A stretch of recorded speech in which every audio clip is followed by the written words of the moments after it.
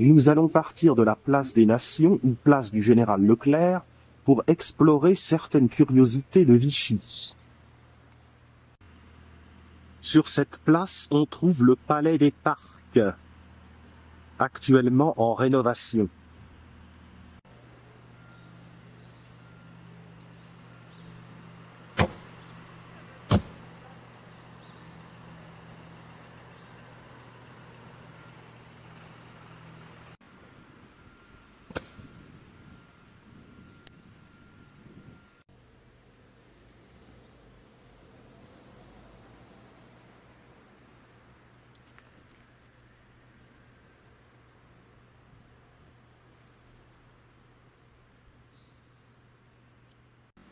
Empruntons le boulevard de Russie pour aller voir le Castel Flamand.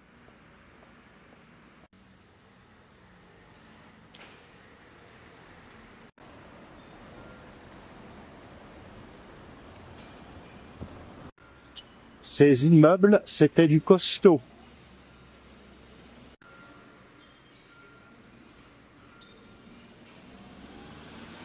Le boulevard de Russie est également appelé boulevard du Prince impérial. L'arrière de l'hôtel des ambassadeurs.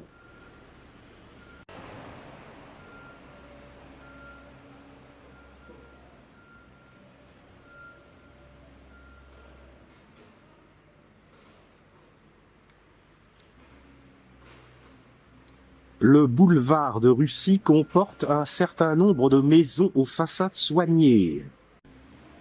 La villa du Caucase est due à l'architecte Paul Martin, qui l'a réalisée en 1907.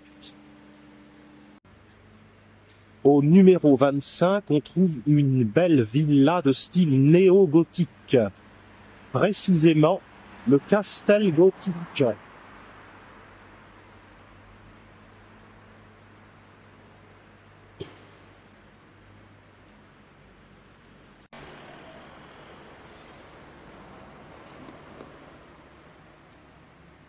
Au numéro 27, le Castel Fleury. Le Castel Fleury est de style néoclassique. Et non, Mansart n'y est pour rien. Enfin, a posteriori, oui, mais ce n'est pas lui qui l'a réalisé.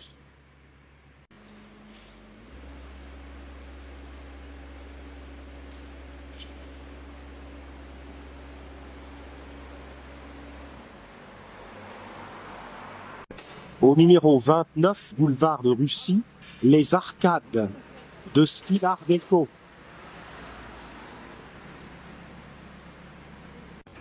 Le débouché de la rue Alquier.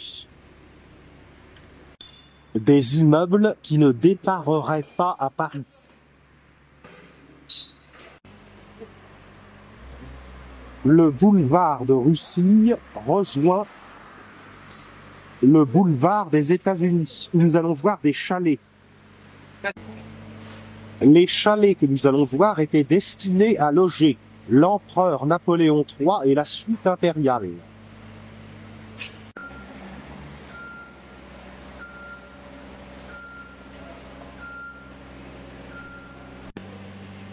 On en prend soin de ce patrimoine.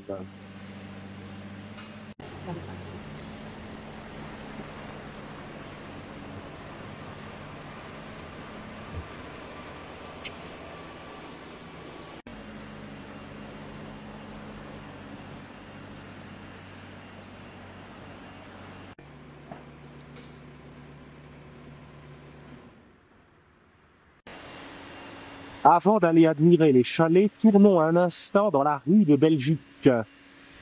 En effet, il y a deux belles villas à admirer, le Castel Flamand et la villa vénitienne. Voici au numéro 2 et 2 bis, l'admirable Castel Flamand.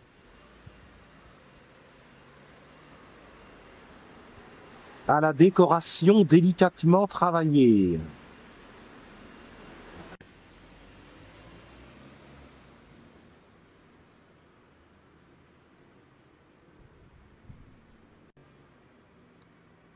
Un petit décrassage s'imposerait.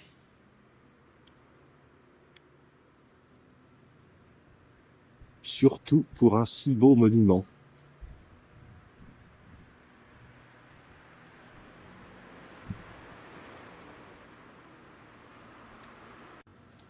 Un beau pignon à la flamande.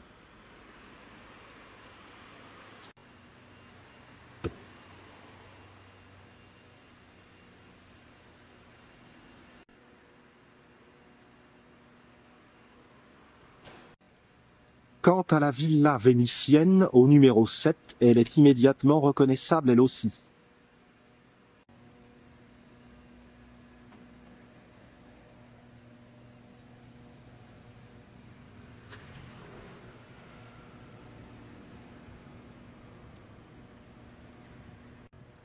La façade est ornée de lions, symbole de Venise.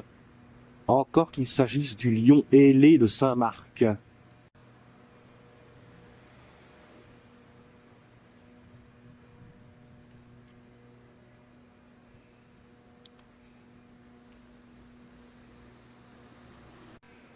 Les chapiteaux des colonnes sont délicatement sculptés.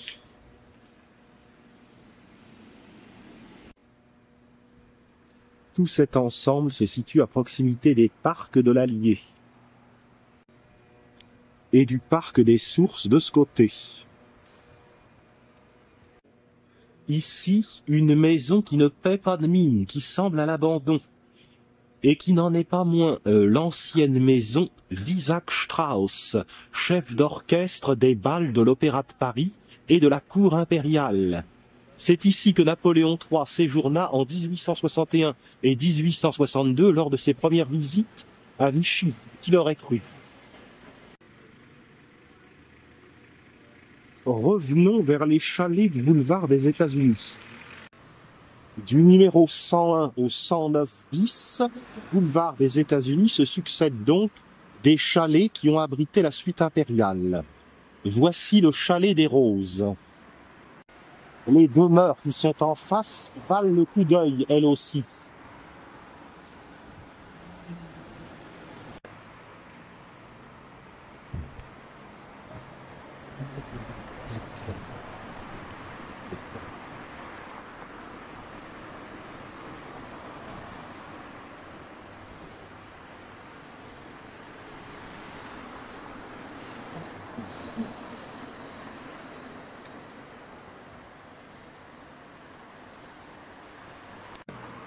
Une référence très explicite au bonapartisme.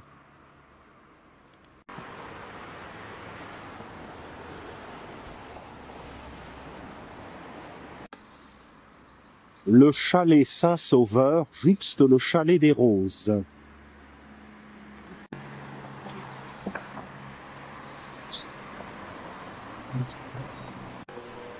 Le chalet Eugénie.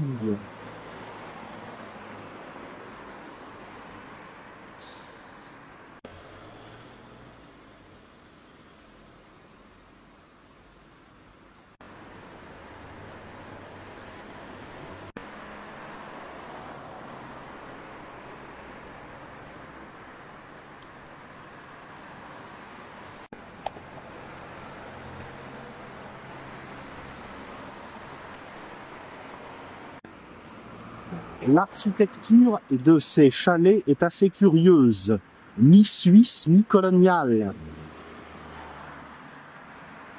avec les lambrequins et les tuiles colorées, les briques colorées.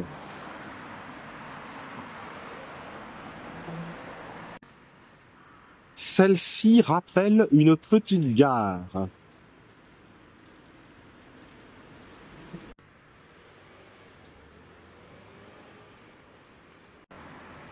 Par cette petite trouée entre les chalets, allons jeter un petit coup d'œil sur le parc.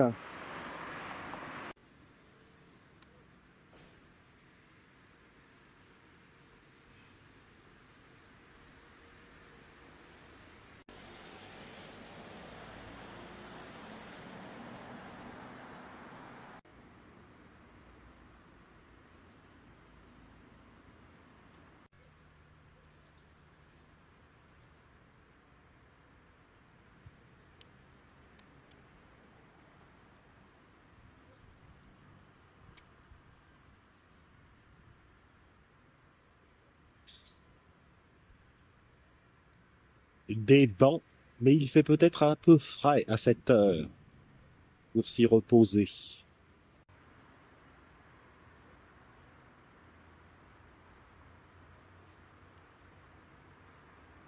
Revenons vers le centre-ville.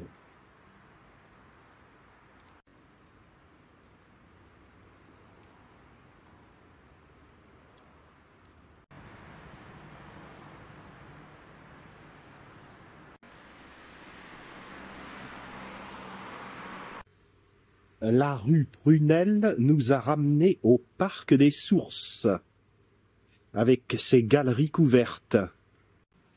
Je rappelle que les galeries couvertes sont dues en 1900 à l'œuvre du ferronnier Émile Robert.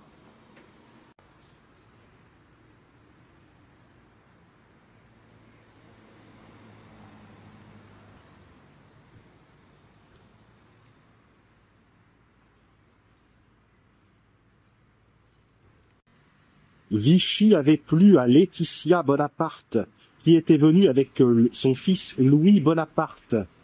Aussi Napoléon Ier, au début de la bataille de Russie, étant en Prusse à Gumbinnen, avait pris un décret ordonnant d'aménager le parc des Sources. Au nord du parc se trouve le hall des Sources, vers lequel convergent 6 sources. Maison à l'angle de la rue Prunelle. La galerie couverte, côté ouest, borde la rue du Parc, où se trouve l'office de tourisme.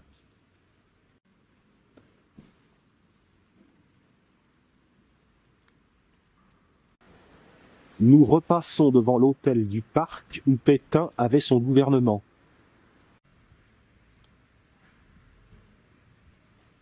L'enfilade de la galerie couverte.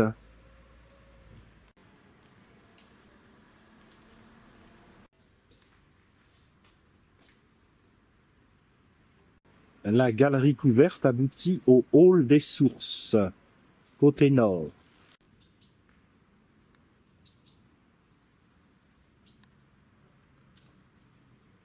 Le hall des Sources est dû à l'œuvre de l'architecte Charles Lecoeur et du ferronnier Émile Robert.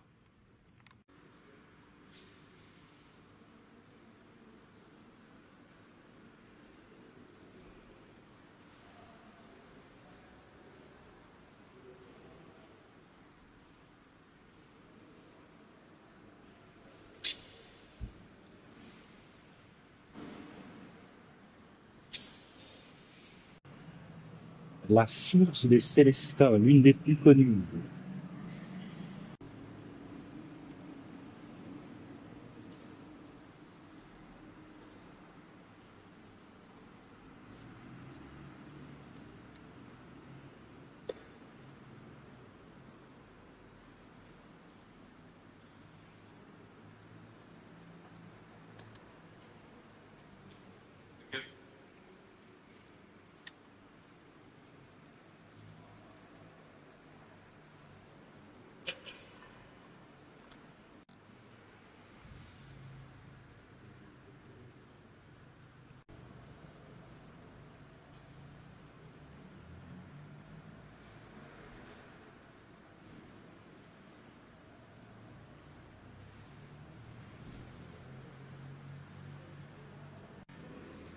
À présent, allons faire un tour dans le vieux Vichy.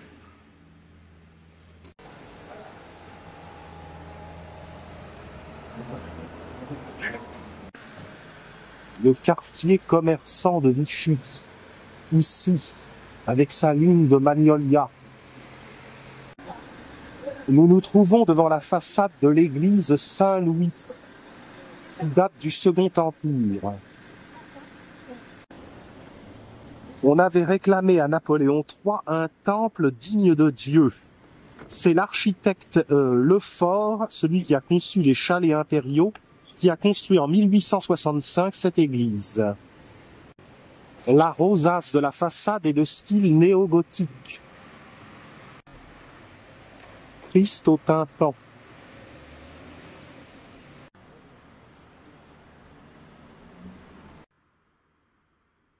L'église est un peu sombre.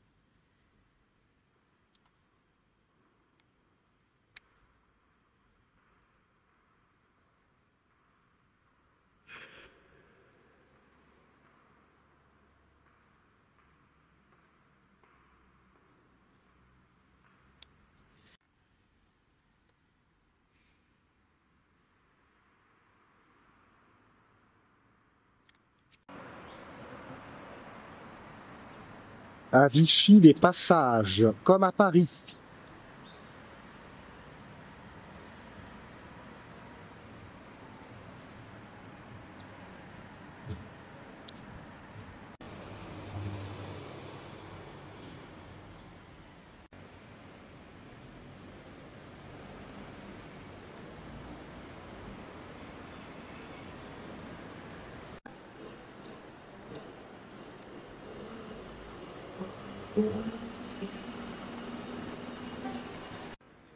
Au numéro 15 de la rue du Maréchal Foch, nous trouvons le centre culturel Valéry Larbaud, qui expose des peintures et des sculptures.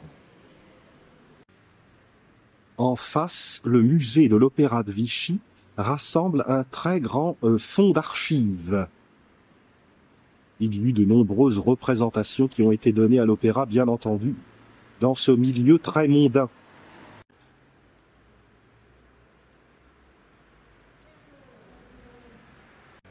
À gauche, la rue Hubert-Colombier nous permet de voir quelques demeures intéressantes. Nous apercevons le clocher moderne de l'église Saint-Blaise. Une maison incurvée.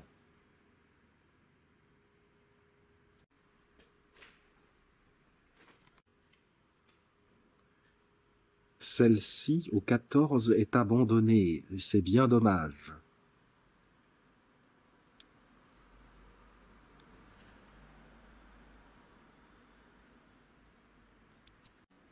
En revanche, au 12, c'est soigneusement entretenu.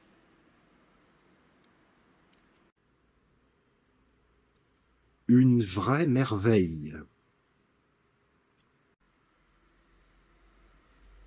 C'est la villa Hubert, au numéro 7.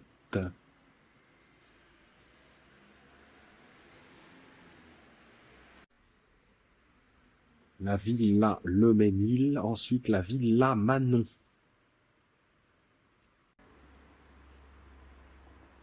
La villa Victor Hugo, qui n'est pas destinée aux misérables.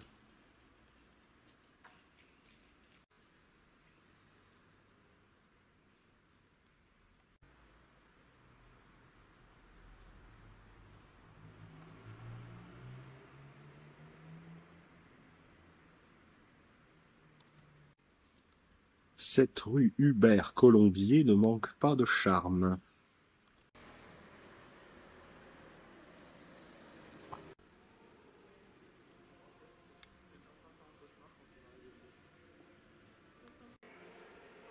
Le Castel français.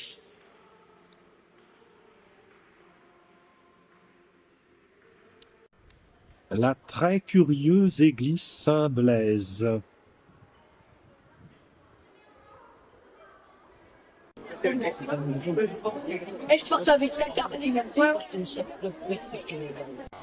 Cette église Saint-Blaise et Notre-Dame-des-Malades a été construite entre 1925 et 1937 et complète une chapelle ancienne du XVe siècle, très remaniée au XIXe.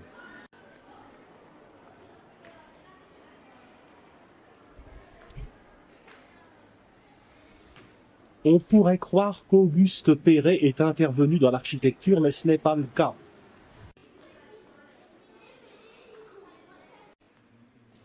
La nouvelle église comporte de beaux vitraux modernes.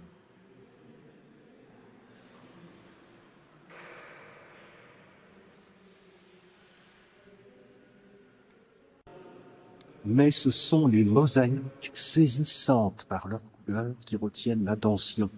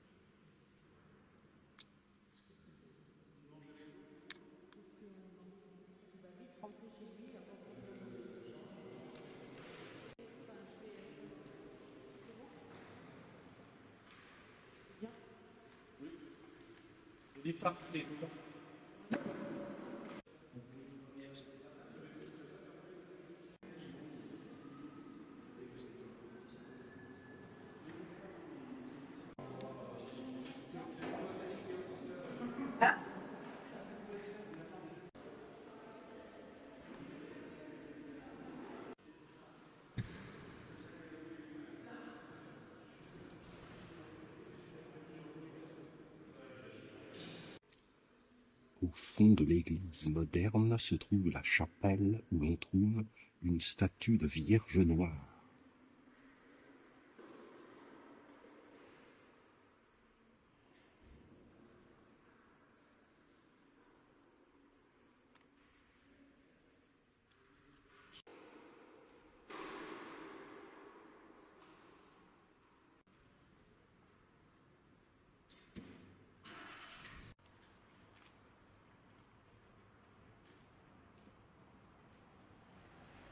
Rue du Docteur Fouet.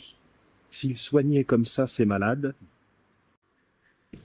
avec le recul, nous avons une vue sur le dôme et le clocher de l'église Saint-Blaise. Ici, l'entrée de la vieille église, Notre-Dame des Malades.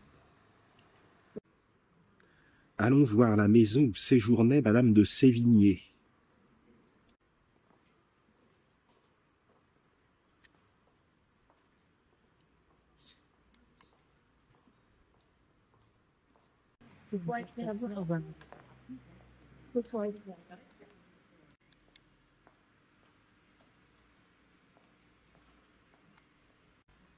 Les rues tranquilles du vieux Vichy. Là, c'est vraiment le Vichy ancien.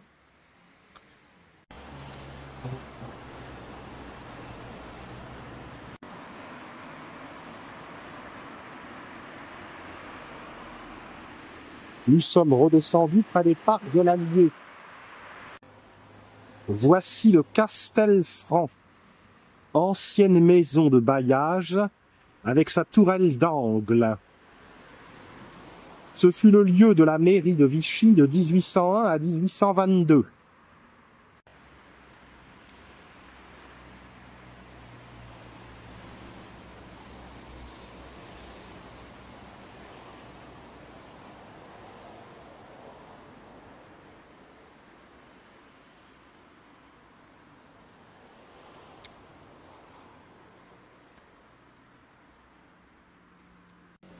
Des rosées des prés.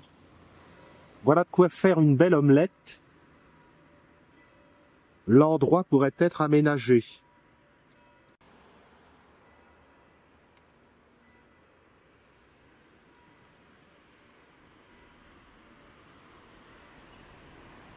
Non loin, dans le parc, nous avons une statue, un buste de Madame de Sévigné.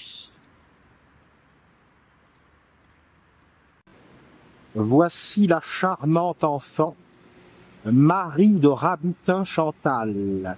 Il n'est pas donné à tout le monde de s'appeler ainsi et d'écrire des lettres qui passent à la postérité. L'Allier est tout proche. C'est en face de la mare que se trouve le pavillon Sévigné.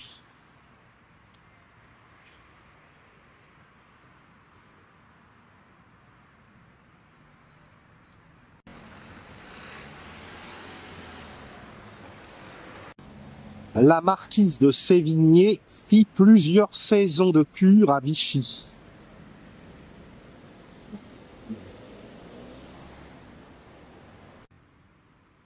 Le pavillon Sévigné est de style Louis XIII fortement remanié.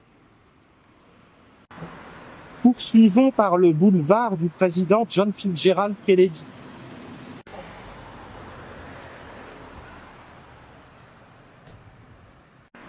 Le boulevard Kennedy s'appelait autrefois avenue Napoléon III.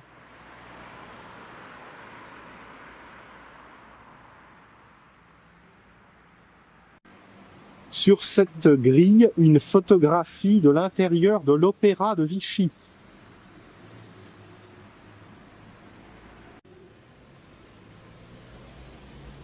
Le pavillon des Célestins. Même si l'eau des Célestins coule également dans le hall des sources, on la retrouve ici dans ce pavillon de style Louis XV.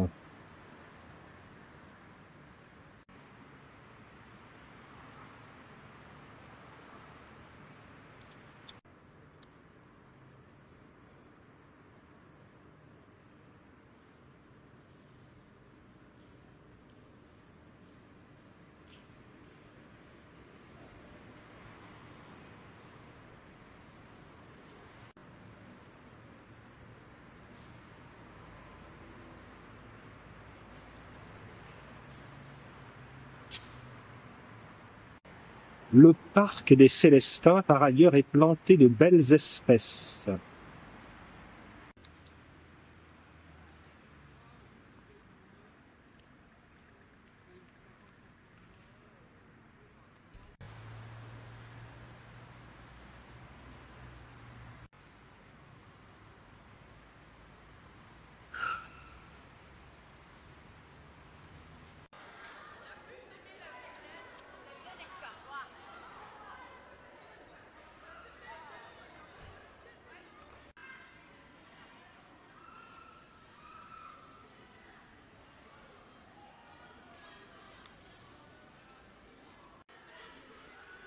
Pour finir la balade, allons voir la maison natale du journaliste Albert Londres.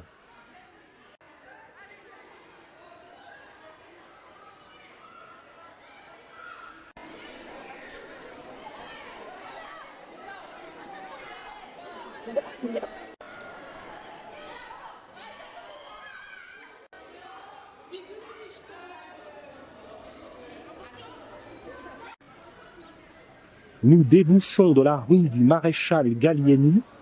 Nous arrivons sur la place de la Victoire, avec la médiathèque Valéry Larbaud.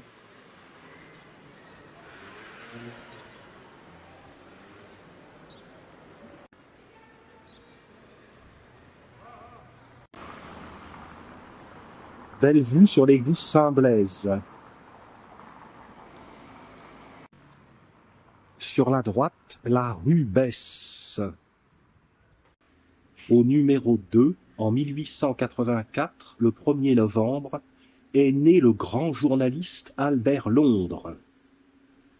Maison de style néo-médiéval, construite en 1860. Voici le fameux journaliste qui est malheureusement décédé dans le naufrage d'un navire en 1932 d'une façon prématurée. En voici une photographie. Beaucoup de ses œuvres ont été recueillies dans les éditions du Serpent à Plumes.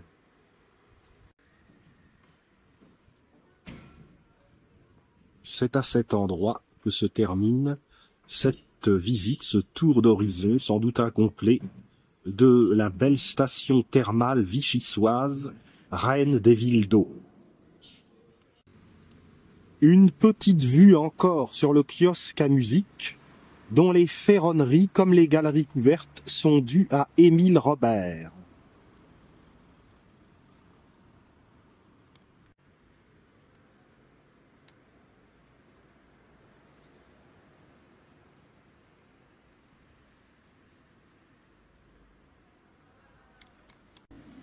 Si les marrons étaient comestibles comme les châtaignes, il y aurait ici une vraie razzia.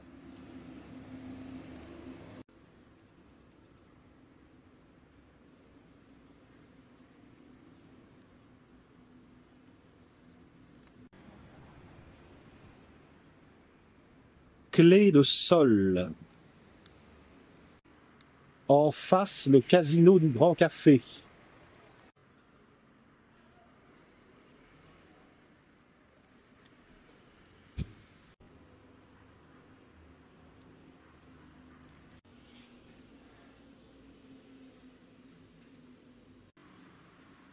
Une petite vue sur l'hôtel de ville de Vichy, très 19e siècle.